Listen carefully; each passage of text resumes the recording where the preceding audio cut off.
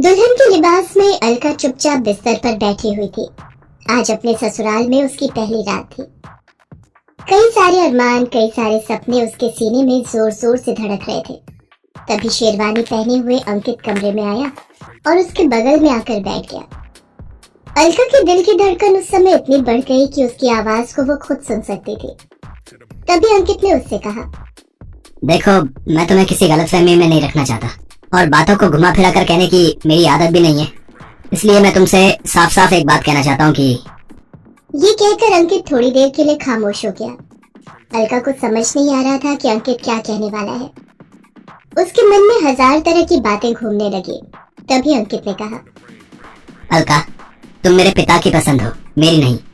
इसलिए तुम मुझसे किसी तरह की उम्मीद मत रखना। ठीक है कि हम दुनिया की नजर में पति पत्नी है, लेकिन इस कमरे के भीतर तुम मेरे लिए बिल्कुल अनजान हो। क्या मैं आपकी इस बेरुखी का कारण जान सकती हूँ?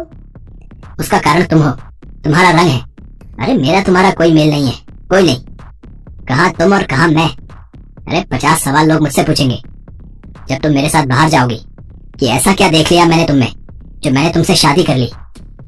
अंकित ने अलका को बहुत सुनाया। वो बेचारी कहाँ अपनी आंखों में सपने लेकर बैठी थी और कहाँ अब उसकी आंखों में थी सिर्फ आंखें। हे ईश्वर, पता नहीं क्यों गोरा रंग ही मापदंड है सुंदरता का। हम जैसे लोगों को भी तो आपने बनाया है, फिर हमारे साथ समाज का सौतेला व्यवहार क्यों? गुणों की खान है अलका। बचपन से लेकर एमबीए की पढ़ाई तक हमेशा टॉप किया है उसने।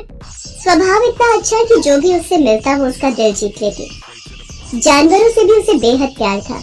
वो किसी का भी दुख देख नहीं सकती थी।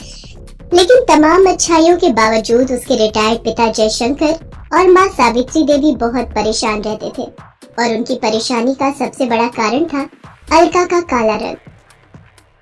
जी आप मेरी बात तो सुनिए। मेरी बच्ची लाखों में एक है। होगी आपकी बेटी लाखों में एक, लेकिन हमें नहीं करनी शादी आपकी बेटी से। हैं?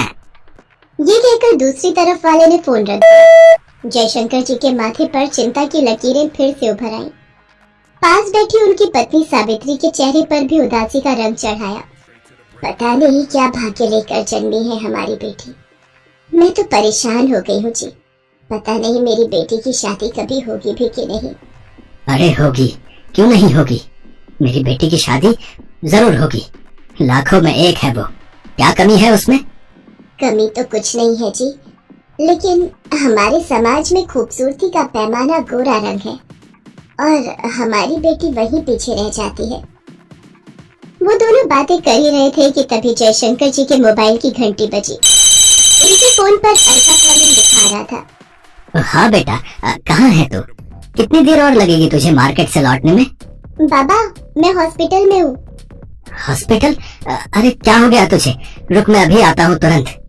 अरे पापा, घबराने की कोई बात नहीं है, मुझे कुछ नहीं हुआ है। असल में मैं जब घर लौट रही थी तो रास्ते में एक अंकल सड़क के किनारे घायल अवस्था में पड़े थे। उन्हें किसी ने टक्कर मार दी थी। लोग उन्हें देख तो रहे थे लेकिन कोई उनकी मदद नहीं कर रहा था। मुझसे ये देखा नहीं गया और मैं उन्हें अस्पताल लेकर आ गई। अलका अपने स्वभाव से मजबूर थी और उसका यही स्वभाव तो आगे चलकर उसके माता पिता की चिंता को दूर करने वाला था। एक दिन की बात है, अलका बाहर जाने की तैयारी कर रही थी। तभी उसके घर के दरवाजे पर दस्तक हुई। दरवाजा अलका ने खोला और दरवाजा खोलने के बाद उसने सामने खड़े जिस इंसान को देखा, उसे देखकर वो चौंक गई। अरे आप!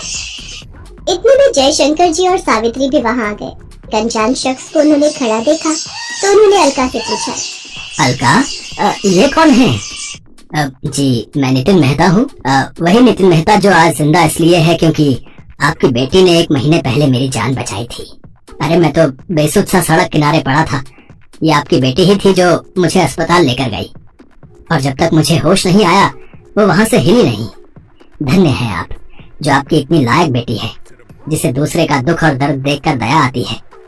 वरना आज के समय में लोग इतना बिजी हैं कि कहाँ उन्हें फुर्सत सड़क किनारे पड़े अनजान आदमी के लिए। उनकी बातों को सुनकर अलका ने कहा, अरे अंकल, ये तो मेरा फर्ज था। भला मैं किसी घायल इंसान को देखकर अपना मुंह मोड़ लेती। मुझसे ये नहीं हो पाता, कभी नहीं। बहरहाल बातों बातों में नितिन मेहता को पता लगा कि जयशंकर जी अलका के विवाह को लेकर बहुत चिंतित है और अलका का काला रंग उसके विवाह में आड़े आ रहा है। ये सुनकर नितिन मेहता ने ऐसी बात कही जिससे जयशंकर जी और सावित्री जी के कई दिनों से मुरझाए चेहरे खिल गए। अब ये आप क्या कह रहे हैं? मैं बिल्कुल सही कह रहा हूँ, बस आप लोगों की रजामंदी चाहिए मुझे। अरे ये आप क्या कह रहे हैं, हमारी रजामंदी? अरे मेहता जी, एक पिता के सिर पर से सबसे बड़ा बोझ बेटी का कन्यादान करना होता है। हम दोनों पति पत्नी अलका के लिए कितने परेशान थे, ये हम आपको क्या ही कहें। अब आप पुरानी बातें भूल जाइए और अलका की शादी की तैयारी करिए। आज से ठीक 15 दिन बाद मैं अपने बेटे अंकित की बारात लेकर आपके दरवाजे पर आऊंगा। लेकिन मेहता जी, आप एक बार अपने बेटे से तो पूछ लेते। जयशंकर जी, वो मेरा बेटा है और मैं जानता हूँ कि अलका से अच्छी लड़की उसे कभी नहीं मिलेगी। नितिन मेहता ने अपने बेटे अंकित को अलका के बारे में बताया। वो अलका से उस दिन हॉस्पिटल में मिल चुका था जिस दिन नितिन मेहता का एक्सीडेंट हुआ था। अलका से अपनी शादी की बात सुनकर वो चौंक गया और अपने पिता से बोला, क्या पापा, ये क्या कर रहे हैं आप? आपने उस लड़की को देखा है ना, कितनी काली कलूटी है वो। मेरा और उसका क्या मेल? भला ऐसी लड़की से शादी करके आप क्यों मेरी जिंदगी को नरक बनाना चाहते?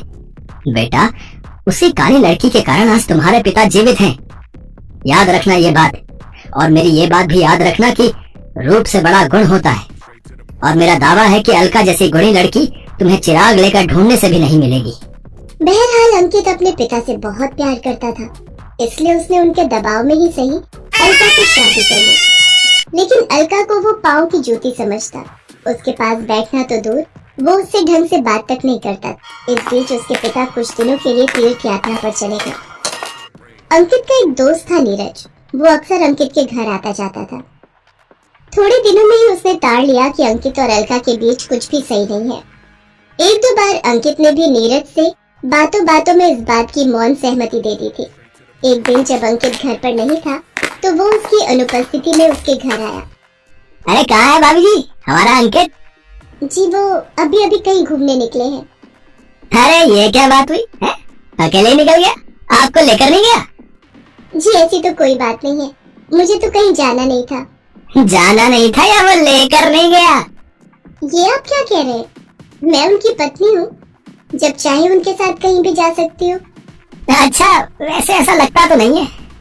नीरज का इस तरह से पर्सनल होना अलका को बिल्कुल पसंद नहीं आया, लेकिन वो अंकित का दोस्त था, इसलिए अलका ने उससे कुछ ज्यादा नहीं कहा। उसके बाद तो नीरज को जब भी मौका मिलता वो अंकित के घर पर धमक पड़ता और अलका को अपनी बातों के जाल में फंसाने की कोशिश करता।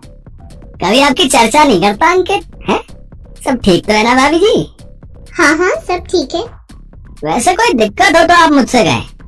अरे मैं हूं ना आपका देवर, आपकी सारी इच्छाएं पूरी कर दूंगा, सारी। आप समझ रही ना मैं क्या कह रहा हूँ? नहीं, बिल्कुल नहीं समझ रही। और कौन सी इच्छाओं की आप बात कर रहे हैं? वैसे मुझे किसी चीज की जरूरत होगी तो मैं अंकित को बोलूंगी, आपको नहीं। नीरज बड़ा ही बेशर्म टाइप का आदमी था। उसे लगता था कि भले ही अलका का रंग काला है, लेकिन उसके भी तो जज्बात होंगे, उसकी भी तो एक आम लड़की की तरह इच्छाएं होंगी। इसलिए वो अपनी बातों के जाल में फंसाकर उसका गलत फायदा उठाना चाहता था। और एक दिन उसने सब्र की सारी सीमाएं तोड़ दी और अंकित की गैर मौजूदगी में अलका का हाथ पकड़ लिया। देखिए भाभी, कुछ चीजों को दबाना नहीं चाहिए। अगर दबाएंगे तो वो आप पर हावी हो जाएंगी। आप जवान हैं, आपकी जरूरतों को मैं समझता हूँ। देखिए अंकित तो आपकी वो जरूरतें पूरी करने से रहा। आप कहें तो मैं आपकी आग बुझा सकता हूँ। ये कहकर उसने अलका को गले से लगाने की कोशिश की, लेकिन अलका ने एक जोरदार तमाचा उसे खींचकर मार दिया। अरे क्या समझ रखा है आपने मुझे? हाँ, क्या समझ रखा है? कई दिनों से मैं आपकी इन हरकतों को बर्दाश्त कर रही हूँ तो आप तो सिर पर चढ़े आ रहे हैं। अरे अंकित मेरे पति हैं, पति। 7 फेरे लिए हैं मैंने अग्नि के सामने उनके साथ। मैं उनको बहुत प्यार करती हूँ, अपनी जान से भी ज्यादा। आप इसी समय यहाँ से निकल जाइए, नहीं तो आज मैं कुछ कर बैठूंगी। अलका जब ये बात नीरज से कह रही थी तभी अंकित वहां आ गया। उसने अलका की सारी बातें सुन ली। उसे अपने किए पर अब बहुत पछतावा हो रहा था।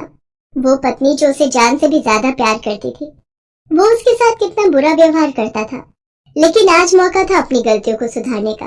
वो उनके सामने आया और अपने दोस्त नीरज के गाल पर उसने भी तमाचा मारा। नमक हराम, मैं तुझ पर इतना भरोसा करता हूँ और तू मेरे घर में ही मुंह मारने आ गया। चला जा यहाँ से, चला जा, नहीं तो मैं जान से मार दूंगा तुम्हें। तुम्हारी हिम्मत कैसे हुई मेरी अलका पर बुरी नजर डालने की? चल भाग यहाँ से। नीरज वहां से 9-2-11 हो गया। अंकित ने अपनी गलतियों की माफी अलका से मांगी और कहा, पापा ठीक कहा करते थे, तुम्हारी जैसी लड़की मुझे चिराग लेकर ढूंढने पर भी नहीं मिलेगी।